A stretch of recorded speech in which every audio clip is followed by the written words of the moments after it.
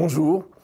L'action du film Franz de François Ozon se déroule dans une petite ville allemande au lendemain de la Première Guerre mondiale. Une jeune femme, Anna, se rend tous les jours sur la tombe de son fiancé Franz, mort sur le front en France.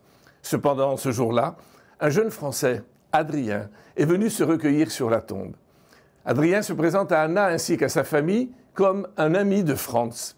Il va tisser des liens très forts avec les parents de Franz, rendant ainsi leur deuil moins douloureux. Cette évocation de l'après-guerre, du deuil d'un être cher, de ces personnes qui cherchent à combler le vide qu'il a laissé, est traitée avec beaucoup de pudeur, tout en laissant transparaître les sentiments vivaces de chaque personnage.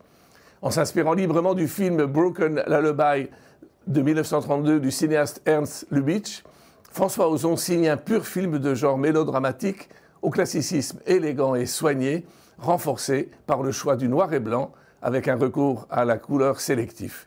Il reste cependant fidèle à ses thématiques d'auteur, le mensonge, les non-dits, le pardon, la place de l'individu dans le monde, etc. L'une des grandes forces de ce film à l'émotion intense est de parvenir à tenir le spectateur en haleine de bout en bout avec un scénario concis et captivant.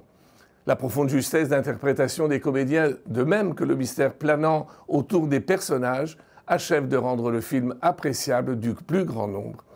Outre la qualité de son intrigue et son esthétique superbe, ce film doit aussi sa réussite à ses comédiens, tous très bons, dont Pierre Ninet, à la fois charismatique et vulnérable, et surtout Paul Haber, comédienne allemande et véritable révélation du film, qui campe avec naturel et fragilité un très beau portrait de jeune femme endeuillée à l'ambiguïté naissante.